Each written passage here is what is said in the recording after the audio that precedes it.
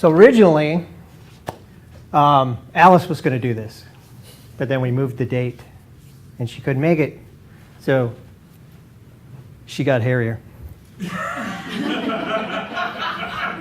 And shorter. So I'm going to rely on my notes a little bit more than I would probably normally. Some of you have been a part of our Cellco's usability testing. Well, Alice was as well, and she took that back to her library. She had her standard WordPress site. I think she was using one of the WordPress themes. And what precipitated the idea was she got a brand new smartphone, and she visited her site on her smartphone and went, ah! So she wanted to get a more responsive site. So she decided, she worked with Mike, they set up a test site.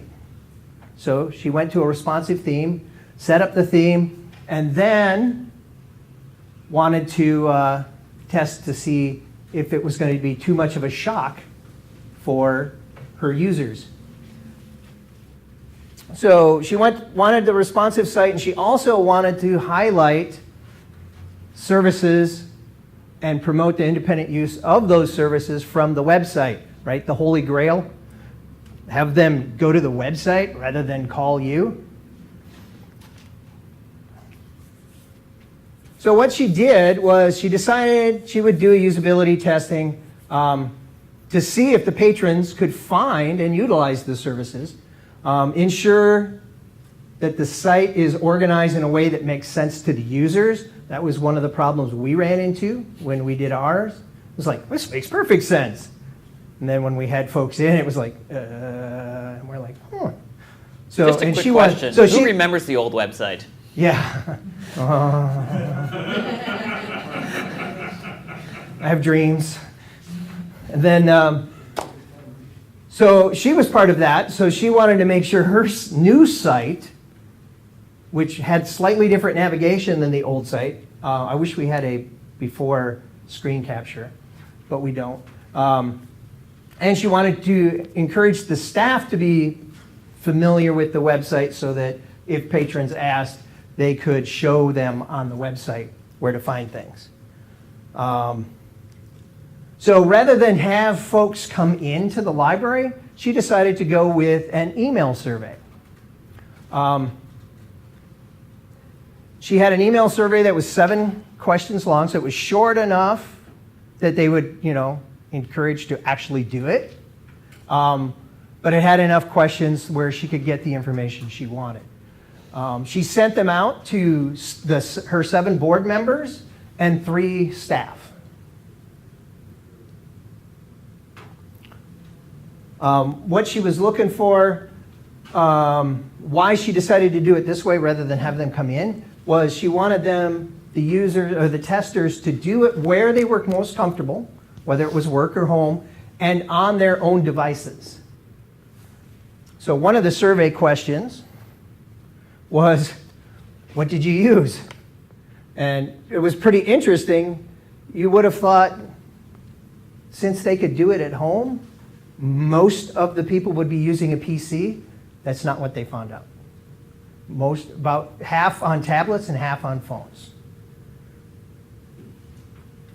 And then a few actually using PCs. And she picked out a specific item. She wanted to know if they could find when the next Lego Club meeting was, to see if they could find the catalog or the calendar on the system and actually use it to find useful information.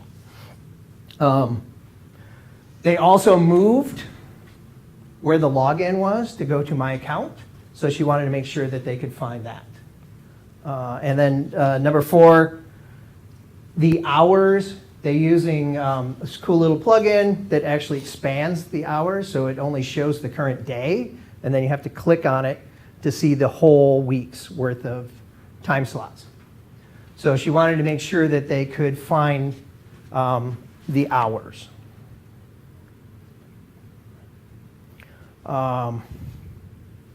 They used a different social media type plugin, and there's up on the top of their site, and she wanted to make sure it's only an icon.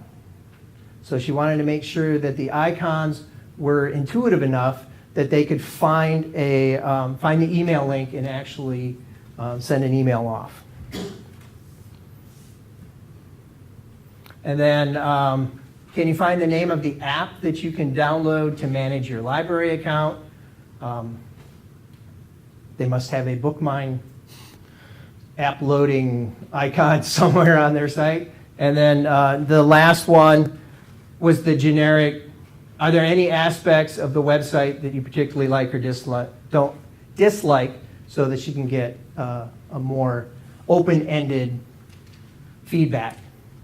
So she actually got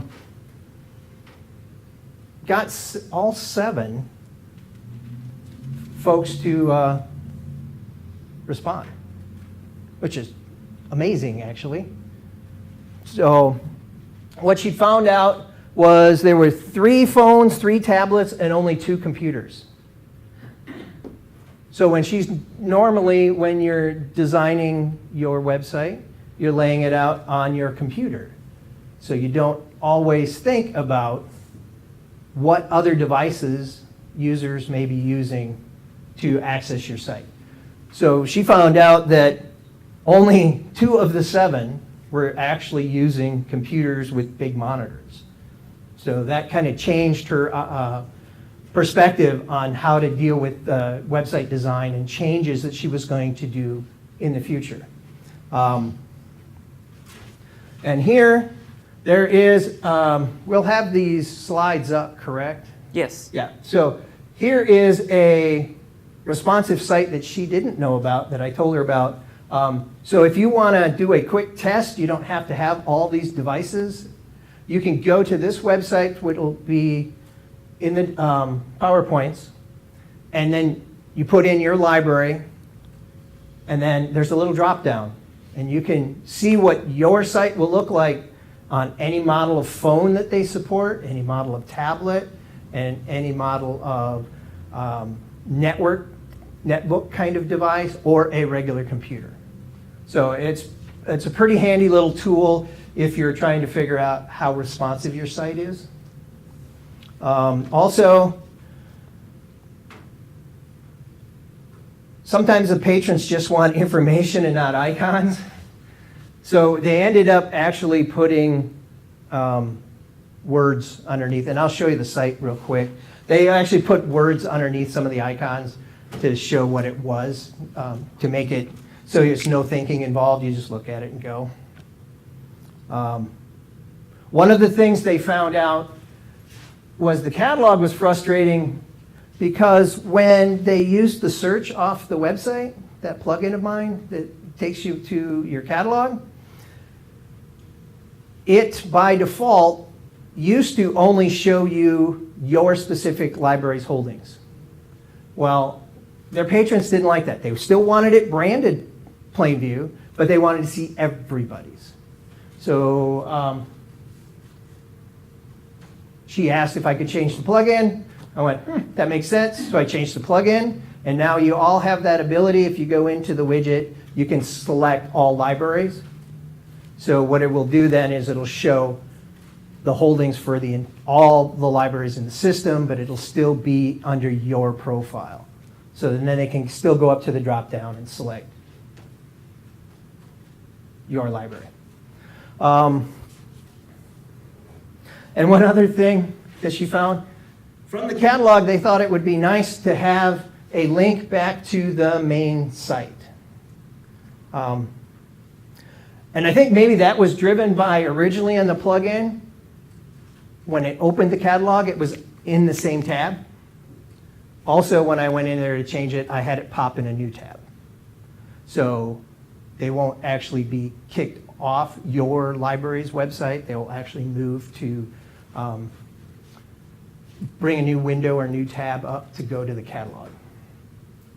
But so the simple thing they added to that was apparently the particular user that mentioned that didn't realize they could just go click on the big image.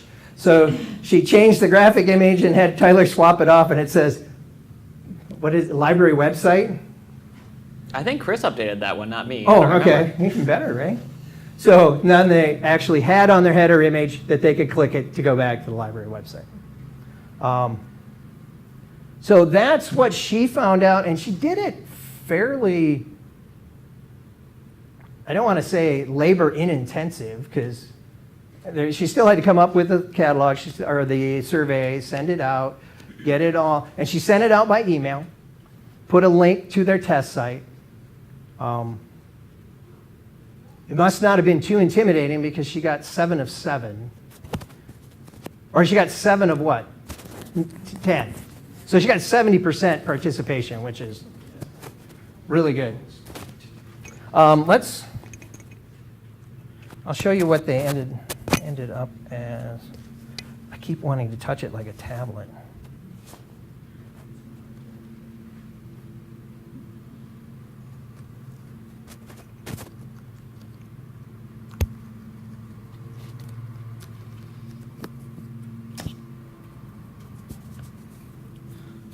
So here's the icons that they ended up adding words to. The ones that she was worried about, whether the email one were these icons, social icons up here. They moved the search and the hours here, and you see here it shows only Tuesday. They would have to click on that to see Fridays. And here, and this was driven by that question about can you find the account. They didn't have my account underneath it, so they added that. So,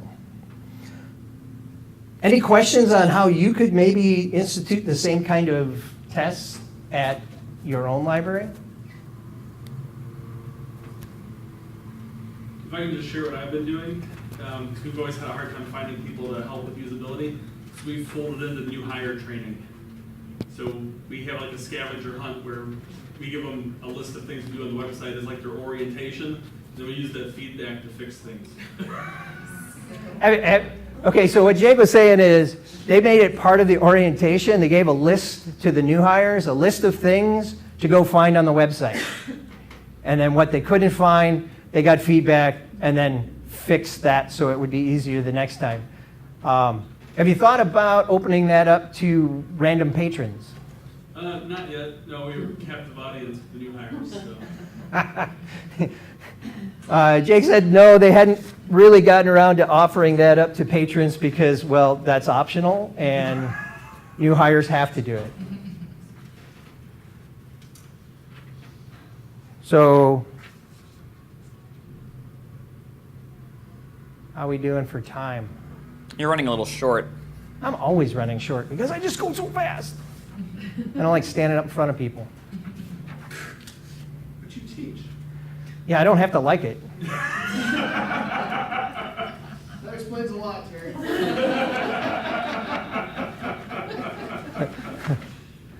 Don't worry, I know how it goes being short. So now the real question is, did I turn my mic on? Let's hope so.